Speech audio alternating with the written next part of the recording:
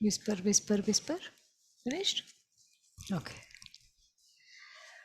Om Shanno Mitra Shamvarunaha Shanno Bhavatvaryama Shanna Indro Brihaspatihi Shanno Vishnurukramaha Namo Brahmane Namaste Vayo Tvameva Pratyaksham Brahmasi त्वमेव प्रत्यक्षं ब्रह्म वदिष्यामि ऋतं वदिष्यामि सत्यं वदिष्यामि तन्मामवतु तद्भक्तारमवतु अवतु माम् अवतु भक्तारम् Om Shanti Shanti Shanti Om Sahana Vavatu Sahanau Bhunaktu Sahaviryankaravavahai Tejasvinavadhitamastu ma Vidvishavahai Om Shanti Shanti Shanti.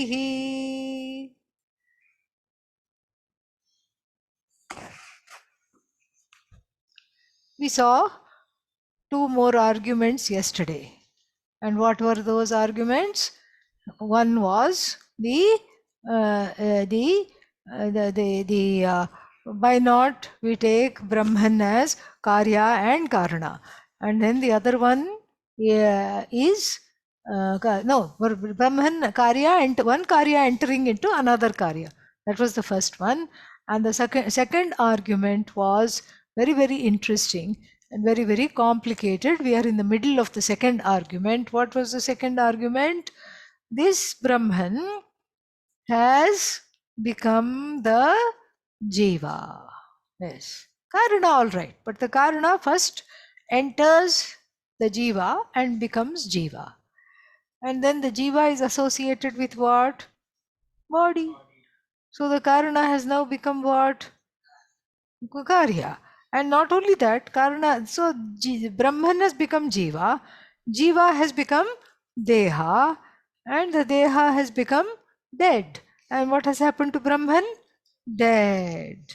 So much for Satyam Jnanam Antam, we have to say. Not Anantam.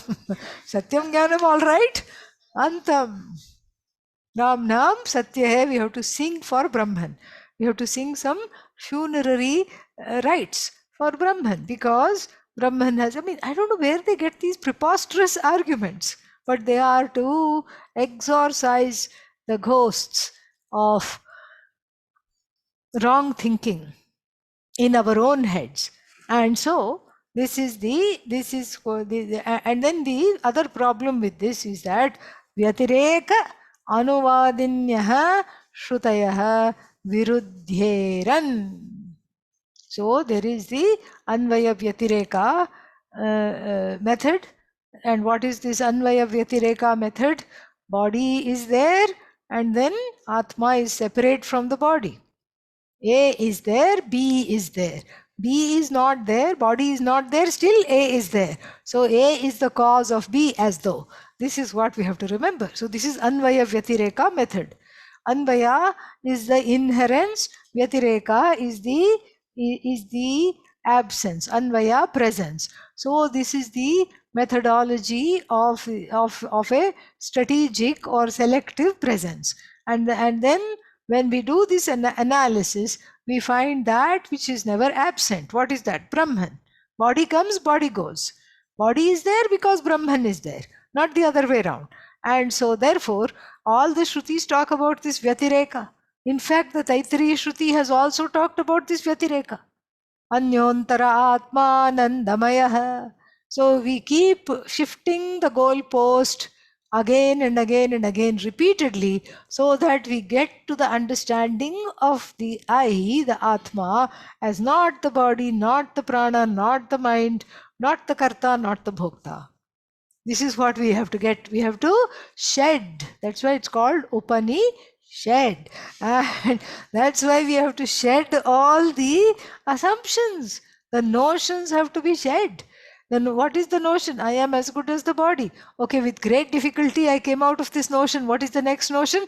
I am the prana. I am the mind. I am the senses. I am the karta. I am the bhokta. All these notions have to be dismissed because these notions are loci of error. Loci means the places where the error is committed. What is the error? I am as good as whatever I identified with. That is the error. So the whole first part of the Taittiriya Upanishad should be cancelled out according to him, because there is no possibility. It should straight away start with so kamayat, because all this whole thing about the panchakosha vilakshanatvam becomes redundant. This Shruti has to be banished because it is of no use according to this person. And then there are so many other Shrutis. Bhagavad Gita we saw.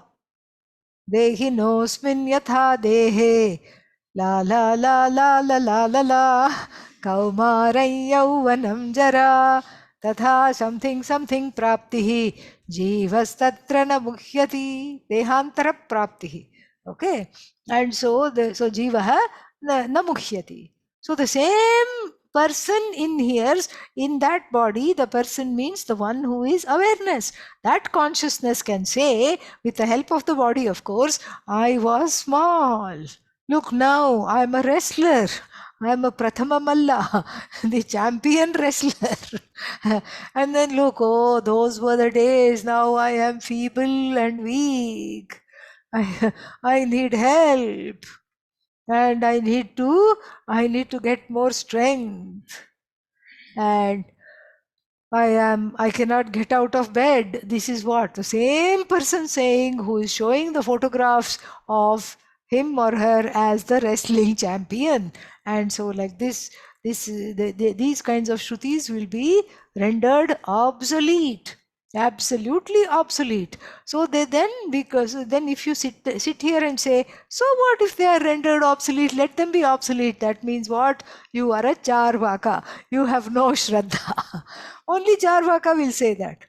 Charvaka means the static materialist, for whom the reality is just this body and nothing beyond.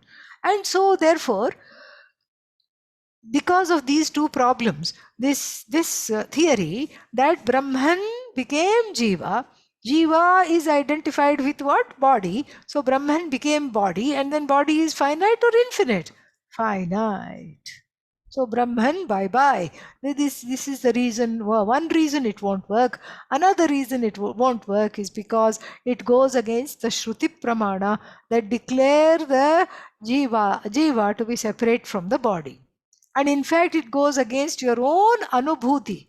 Anubhuti means Sakshi Pratyaksha. That is a kind of a Pramana. That is like a addendum to the Pratyaksha Pramana. Witness perception. In your witness perception, you are convinced you are separate from the body. Otherwise, you would never come to an ashram. And you would never complain that, oh, I'm angry, I'm sad. Nobody would have any complaints. Because if this is how it is, then everybody learns to accept it. But we cannot handle sorrow. We cannot handle what else? We cannot handle anger. We cannot handle loneliness. We cannot handle anxiety. So that means what? These are all aberrations. And if I were as good as the body, mind, sense complex, I would have accepted that. But this is totally unacceptable to me.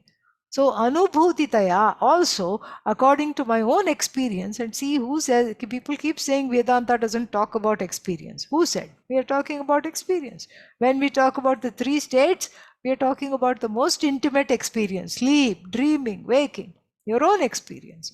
And so here also it contradicts your own experience. You cannot abide by this, that I am as good as the body, because that was the capital to begin with. That's why you came to the ashram, because you thought there'll be some hope that I may not be as good as the body. That's why I thought I'll come and study the Upanishad. And no longer I sit in front of the Guru says what? You are the body. You are as good as the body. You know, this one, Virochana and Indra, both of them went to Prajapati, where in chapter 8 of Chandogya Upanishad, they went to Prajapati for knowledge because they heard a guest lecture by Prajapati. Prajapati was touring around and gave a guest lecture, and what a guest lecture it was. Atma, apahata papma, vijaraha, vimrityuhu, vishokaha. Vijaraha, not a single wrinkle. Fantastic. No jara. Jara na vidyate yasya vijaraha. Vimrityuhu. Mrityuhu na vidyate yasya. Vigataha mrityuhu yasmat. Vimrityuhu. And then akshut vipasaha. That neither feels hungry nor feels thirsty. And all this, they learned the lakshana of the Atma, they heard about it. Prajapati was talking, and in a similar situation, the speaker was facing outside, and so that's why even even the asuras were able to hear. Asuras were doing what? Fighting. I am the best, east or west, each one was saying, and each one was biffing to others around, and then still they heard Atma, Apahata Papma. So mid cuff, they just stopped and listened. Oh, I want this Atma for the wrong reasons. Why did they want this kind of an Atma? For world domination. And Indra and the Devas also heard it, and the Devas appointed Indra to be their representative and go get this knowledge and come back and teach them. And then Virojana, the king of the Asuras, appointed himself after bashing up a few other Asuras who were competition, stood on their bodies and said, I am the one, I am appointing myself, I am going. Both of them went without any idea of why they were going. They had heard Atma, Apahata Papma, but they didn't know this knowledge, they didn't know what to ask for, and nothing they knew. And then they stayed for 32 years like that. Usually what happens? The student approaches the teacher. Correct? Here, after 32 years, Prajapati could not stand it any longer. He came and said, Gentlemen, what are you doing here? 32 years you're using up this room and you're staying in the ashram and you have not said why you are here. And then Indra does all the talking. And what does Indra say? Atma, Atma, Apahatapapma, etc. Vijaraha, Vimrityuhu, Vishokaha, Akshut Pipasaha. All these things we heard you say, and we would like to see the Atma. See the Atma means what? You know? Yeah, no, he didn't know that. He really meant see.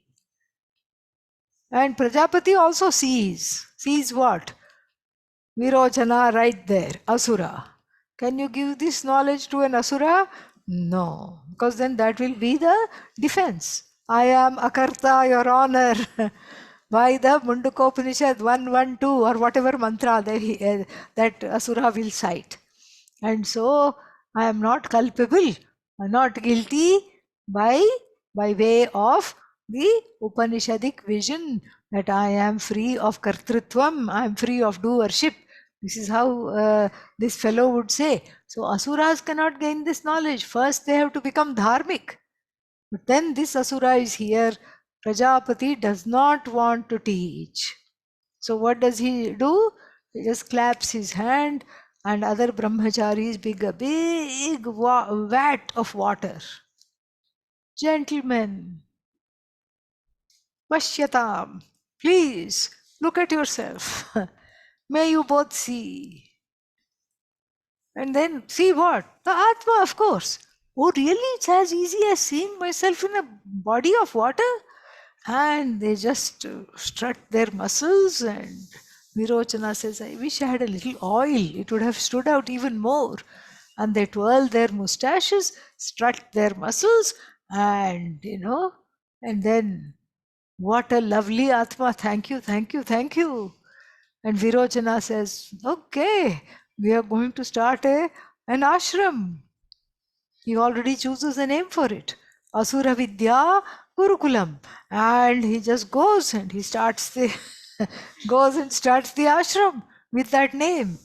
And then Indra also leaves. Prajapati stands there at the gate of the ashram and he says to himself loudly, "Look at them both leave. Look at them going like this without any direction, gaining wrong knowledge."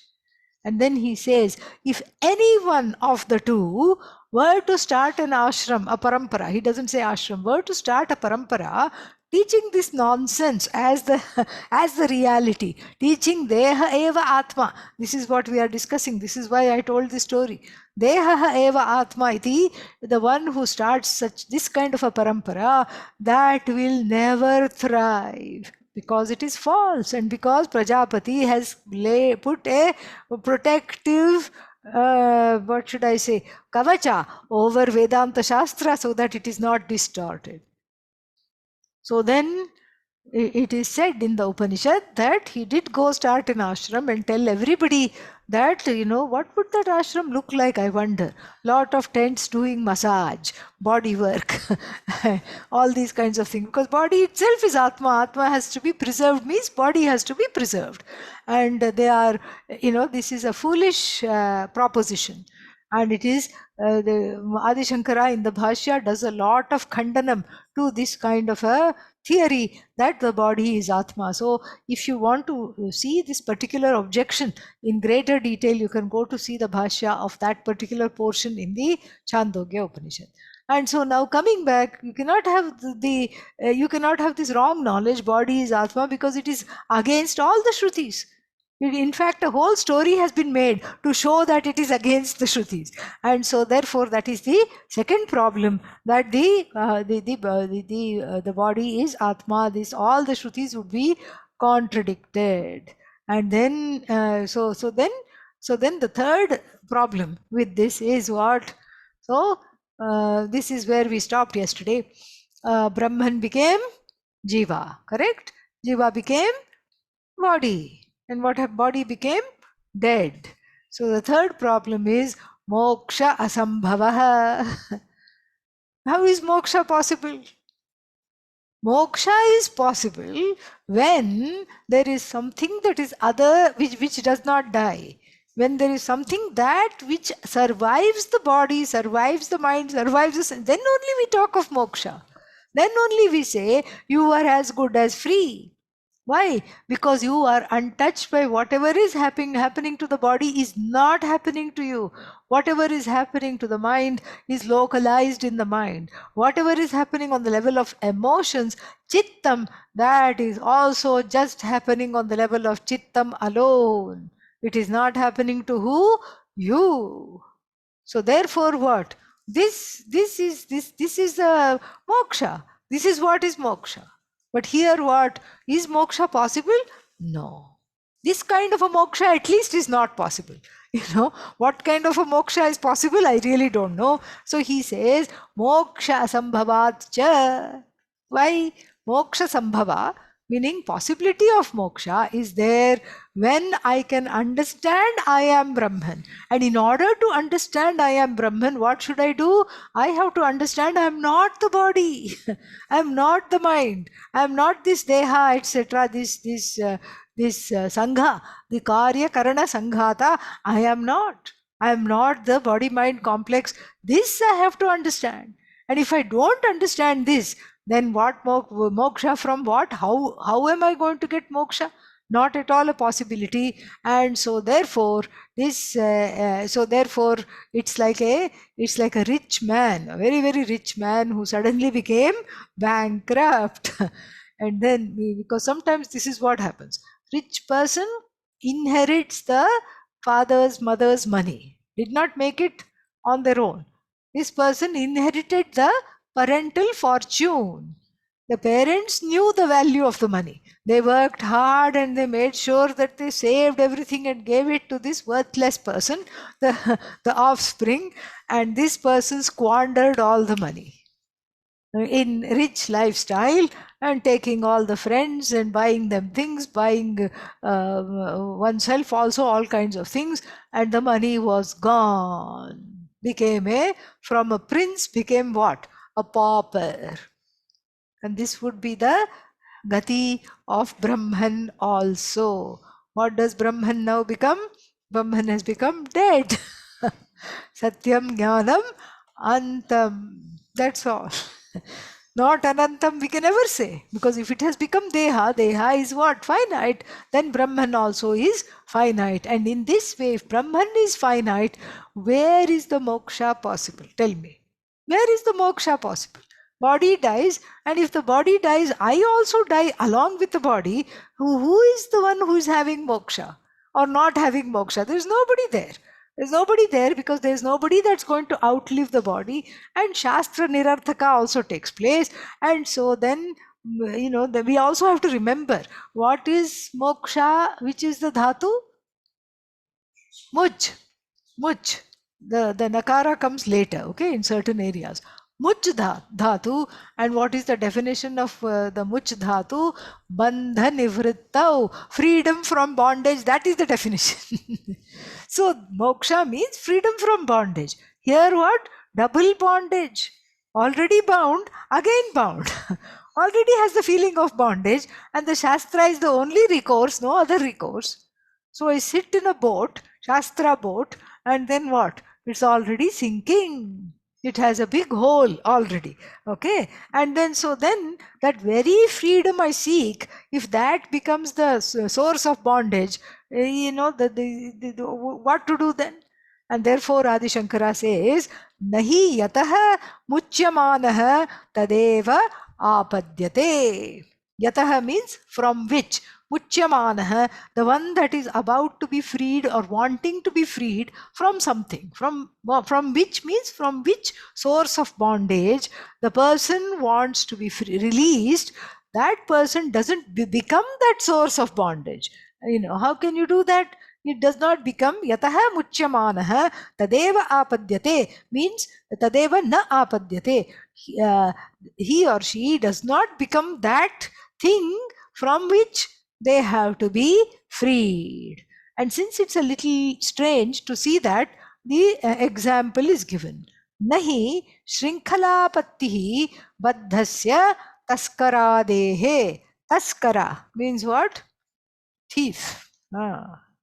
So the thief was running away with some property, and the police came, ran behind him, and divested him of the property, gave it back to the owners, and put him in shrinkhala. What is shrinkhala? Chains. Yeah. Put him in chains, all kinds of shackles. So sometimes what? There are chains here, and there's a big chain there, and then handcuffs, leg cuffs, neck cuff also is there. And so then the person is carried like that. And then because some of them are very dangerous. Once I was in Mumbai once, and I was going on a bus somewhere, and then two horrible looking fellows, they along with the police, all bound up, and they were looking so unrepentant, I tell you. They were looking, and they were just mocking the whole bus people, and they were openly saying, if we were free, you all don't know what all we would have done. They were openly saying, and we were all sitting just in one corner like this, because I was just like, when are they going to get off? and some of the other bus passengers, they objected. They said, we don't know what these fellows have done, and could you not take them in your car? Why are you on this public transportation? These people are harassing the public. These two taskaras, and they were just so unrepentant, and the police would beat one of them, and he would go like that. And then they would monitor the whole bus, and they would tell them, why are you sitting like that? Sit properly. They would just monitor the whole bus. So everybody was just huddled together, and then these people took up all the space, and we were all in the back because we didn't want to go anywhere near them. And so one of the passengers who had the little bit of courage objected, and they said, don't you have a police van? And the police told a sad story. They said that They were in the van with these two idiots, and then even though they were shackled, at that time they didn't have the leg shackles, they only had the hand shackles. So they found a pin somewhere and then took out the air of all the four tires when the police were not looking. And so this is how they were just right there, stranded. So they did the next best thing they could do. Instead of running after them, then they started to run away along with the shackles. So they had to overpower them, shackle their legs, shackle everything. And then they saw a bus. Then they thought the best thing to do is to catch a bus to take them to the police station. So, what do these two people want? What did they want? You know, these terrorizers and these nightmarish people who gave all the people in the bus nightmares. What did they want? They wanted to be freed of what? The shackles. So, nahi baddhasya, what does it say? Nahi shrinkalapattihi baddhasya taskaradehe. So, taskaradehe for the thieves and other such unsavory elements who have been overpowered and bound. So they have shrinkala. Shrinkala means the chain and cuffs. So they all have cuffs. They are handcuffed, leg cuffed, they are bound. And so what do they want? They want freedom. They want moksha from these shackles. The thief wants moksha from the shackles. If the thief is given a phone call, he will say, please bring me a razor, a blade to cut the shackle. Please bring me a saw. That's what he will ask. If he could steal a phone, he will ask for to be freed of the shackles. But here what? Lo and behold, poof, the thief has become the shackle itself. According to this theory. Does that happen? No, that is the idea. So how can the thief become the shackles? Because these shackles are there. So the thief became the handcuff personified. How is this possible? This is exactly what is meant by nahi shrinkala apattihi. Apattihi means the possibility of becoming shrinkala, becoming an embodiment of that from which one has to be freed. The taskaradehe, this does not assume the state, the thief does not assume the status of the shackle itself, because why? The thief wants to be released from the shackle. So for taskaradehe baddhasya shrinkhalapattihi na. Because why? He wants moksha from the shackles. Similarly, if Brahman has become the deha from which the jiva is seeking release, that means what? That means, like the thief, one has become the shackles. Deha is a shackle, mind is a shackle. Until one knows, it is as though it is a shackle. I want to be freed of the burden of carrying my own mind. I want to be freed of the arguments therein. I want to be freed of this finite mortal body. But then the person who says this becomes death itself. How is that possible? This is completely opposite. And so therefore there is no release from bondage. So this argument, after 3 objections, 3 strikes, gone. Get ready for the next argument. Okay, yeah. Bhashyantara bhedena. This is a new argument. Yeah, you can repeat. Bhashyantara bhedena परिणतम इति चेत् तदेव कारणं ब्रह्म शरीरादि आधारत्वेन तद अंतर्जीवात्मना आधेयत्वेन च परिणतम इति चेत् न बहिष्ठ प्रवेश उपपत्तेः. Lots of holes. Okay, so many holes. It's like those jeans that the teenagers wear, holy jeans. More holes than fabric. Okay, and lots of holes.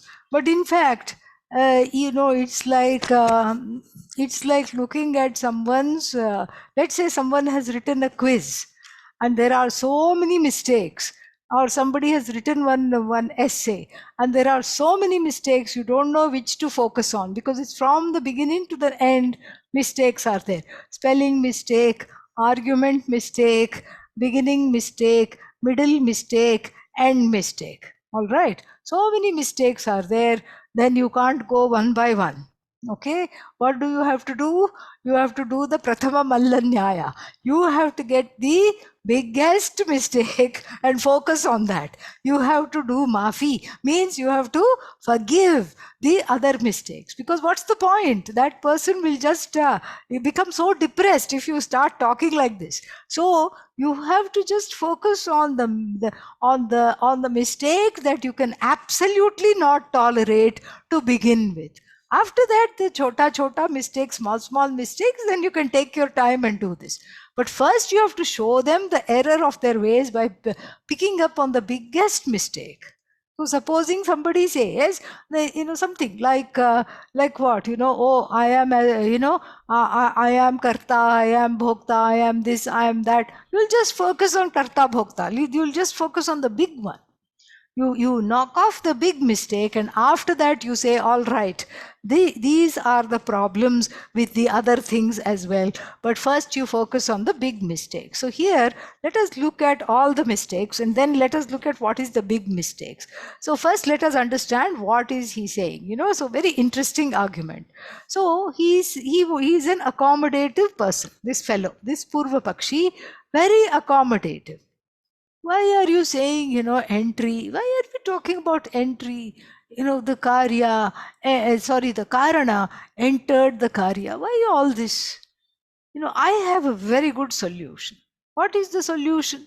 The solution is as follows. So, why not we cut Brahman in half? Okay. Okay. It's just like it. This is one more interesting Nyaya, maxim. There are 40 or 41 of them. So one of them is called Ardhanda Nyaya. You cut an egg in half. Ayyo, it is going to run. No, it doesn't matter. Cut the egg exactly in half. Saw the egg in half and keep two sides. Why am I keeping two sides? One side you take and make an omelette and eat it, and the other side you keep for hatching. Okay, ardhandah pachanaya for cooking, and ardhandah prasavaya for hatching. This is this kind of a thing.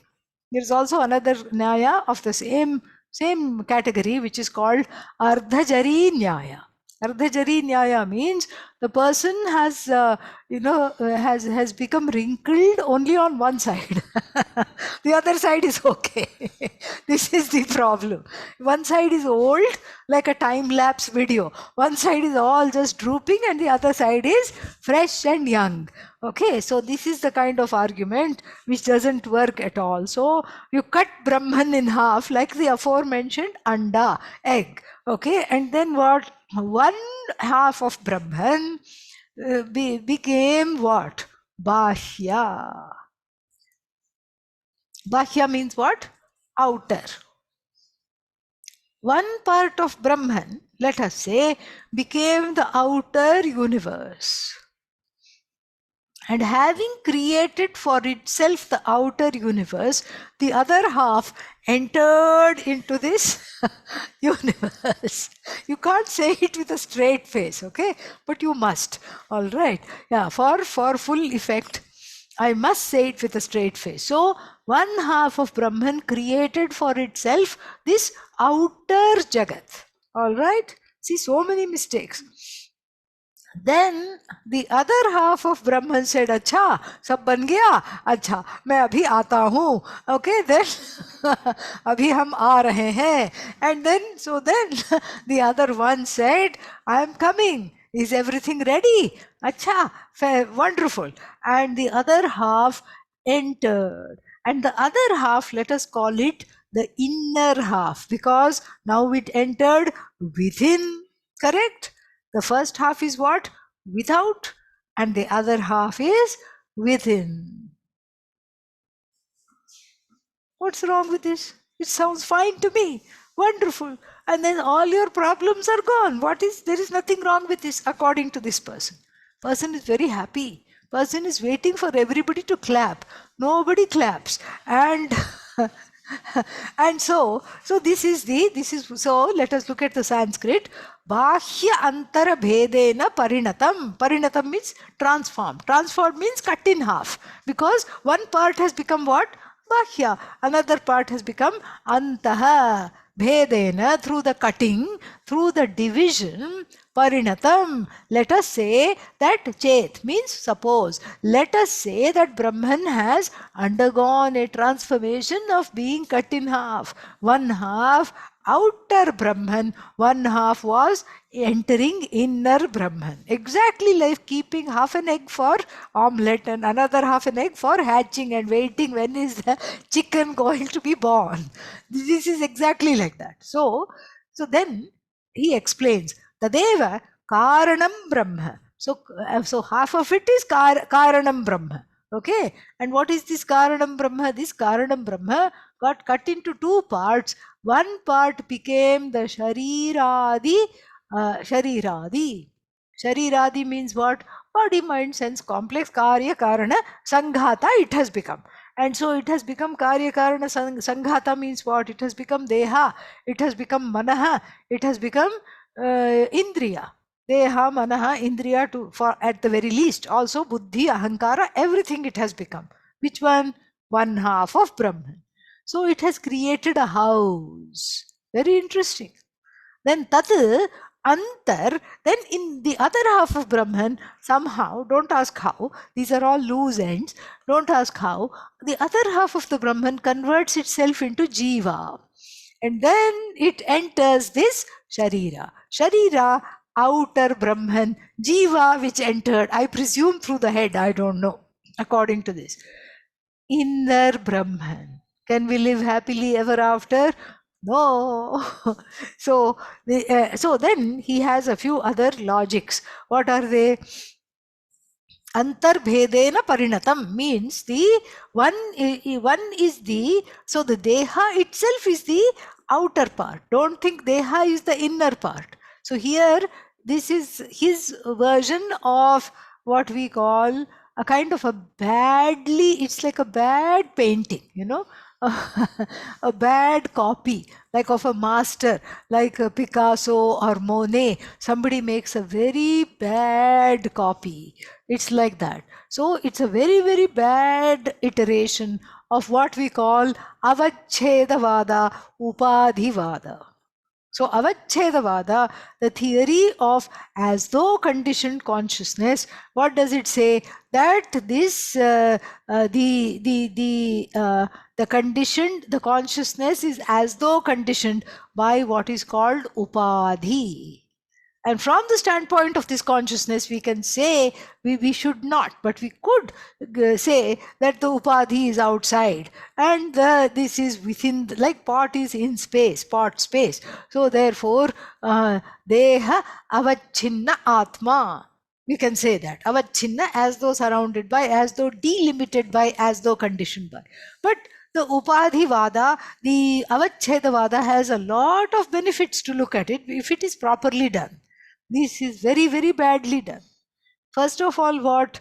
He is thinking that there is such a thing as absolute, which is space. Only Brahman is absolute. And then space is what? Relative. Space comes, space goes. Space is not forever. But this person thinks space is a given. So Brahman is in space. That's how outer, inner.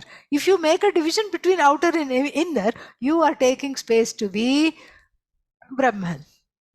I mean, you are taking space to be a parallel reality to Brahman, because Brahman alone is not self-existent. Space is also a parallel reality because Brahman is in space. If Brahman is in space, space accommodates Brahman. So then space becomes Satyam Jnanam Anantam. Brahman is of nothing. Because it's not that Brahman is accommodating space. They have taken this really totally upside down. Brahman we say out of tasmad va etasmat atmana akasha sambhutah. And here what? Tasmadva etasmad akashat atma sambhutah. This is, they have completely changed it. Out of this Atma, which was called Brahman in the previous section, space was as though born. This is Shruti. Here there is no Shruti, as though Shruti was not written at all. Shruti is not telling anything at all. Here what is the contention? This is what it is. Space is absolute, and in that space not only one Brahman but two Brahmans are there. One inner Brahman, one outer Brahman. What is the outer Brahman? Upadhi is the outer Brahman. Shariradehe Upadhi. This Sharira Adi means what? Body, mind, senses, etc., etc., all that. That is outer Brahman. And then what? Now there is a nice house, a vacant house, room with a view. Who wants to enter? Me, says the other half of Brahman, which is what? Jivatma, Jiva. And this Jiva says, I will enter the house that I have already built. And so saying, the Jivatma in the form of Karana only enters what? The house. Now he has to have different names for the two halves. Otherwise he cannot get away with this. He has to have two different names. What is the first name? Adhara. The Upadhi is Adhara. So already one this is the third mistake. Like I said, every word here is a mistake in this philosophy. Every single word is an error. So the first error was that Brahman is cut into two. Everybody looked aghast. Okay, so Brahman cannot be cut into two. It is partless. Cannot be cut into, only that which has parts can be cut. And then second mistake is saying that one half becomes the Upadhi, that space is absolute because Brahman is in space. In space, one is outer Brahman, which is the Upadhi, entered into by inner Brahman, the indwelling Brahman in the form of Jiva. Second problem, space is absolute, which is it? It is not. Third problem, he brings up one more problem, which is what? Let us call the outer Brahman Adhara, container. Let us call the inner Brahman which has entered the Adheya, the contained. Where is Advaita? Yes. Tata. Because Adhara, Adheya means what? Two. How can there be one? There cannot be one. There can only be two. So the locus is permanently, since the space is absolute, the locus is also absolute because the locus means it's in space. So in space, there is a space made for Brahman, outer Brahman, and then that other half of the Brahman shimmies in and enters and says, aha, now the entry is finished. So lot of problems. Okay. So therefore what? We should not focus on this Adhara. Modified it is, Adhara, Adheya, all this. Let us not worry about it. So let us just understand the nonsensical argument. So Shariradi, the contention is Adharatvena Parinatam. It has modified itself to becoming the Sharira, which is the Adhara, the locus. Then what? Then Tad Antaha means the same Brahman in the form of Adheya, Antaha Shariradau, Antaha inside the Sharira, etc. Jivatmana Adheyatvena Parinatam. It has changed itself into Jiva. And what is this Jiva? Adheya, the contained. And so we are not going to worry about Adhara, Adheya problems. We are not even going to worry about space. Adi Shankara says, we are going to only focus on one thing and one thing alone, which is your biggest mistake. So then, when this Brahman created the Sharira, etc., then it is already inside. How can that which is inside come inside in the form of Jiva? It is already inside. It's like a person who stood in a place and built 4 walls. Okay, made a window also for himself, a window and a door. And then said, I am now going to do Griha Pravesha. I am going to enter the house. Can that be possible? No.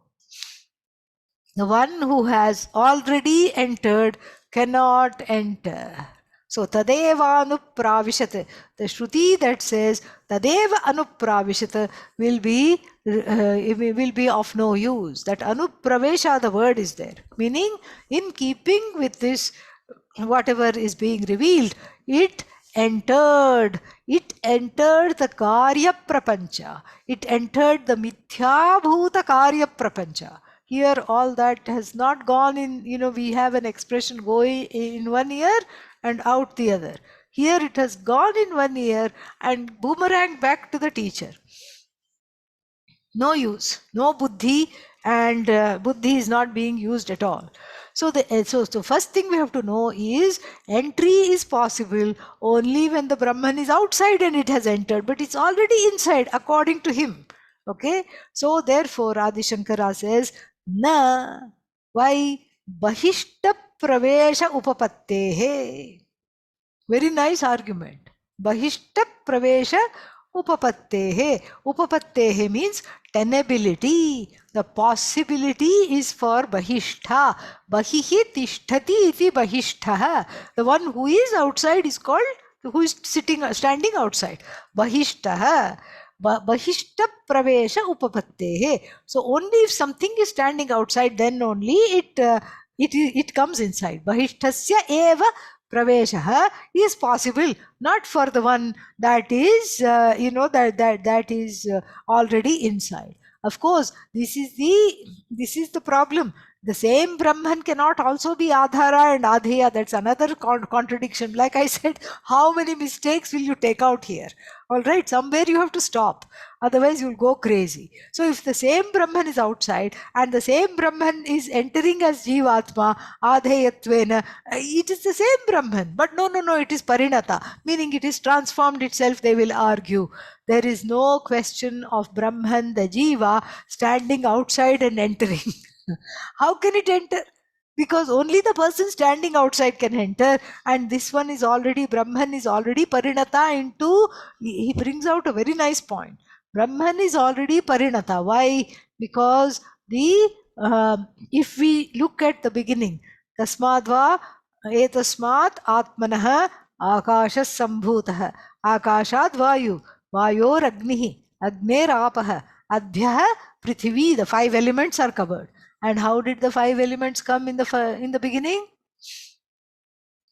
Hello, Tattva Bodha. Come back. Huh? Apanchikrita. In their subtle form. They all came in their subtle form. And the Apanchikrita, the subtle form of the 5 elements, went to make what? Antahkarana, Manaha, Buddhihi, Indriyani. All right? And so your so-called outer Brahman has already entered in the form of this sea. If it has gone to make the Sharira, etc., it is in the form of the Antakarana, it is in the form of the Buddhi, it is in the form of the Manaha. And then who is entering? It is also already in the form of Ahankara. So who is this so-called Jiva that is entering? How is it possible for this other half of the egg to be hatched? How is it possible?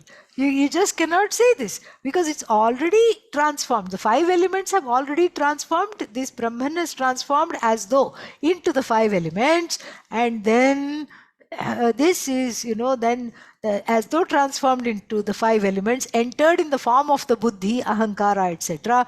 And if it's already there, then it is available. Then who is going to enter? Who is this Jiva that is going to enter? No, there is a Jiva. And even if it's a Jiva, how can it be outside? Because it's already part and parcel of whatever we are talking about.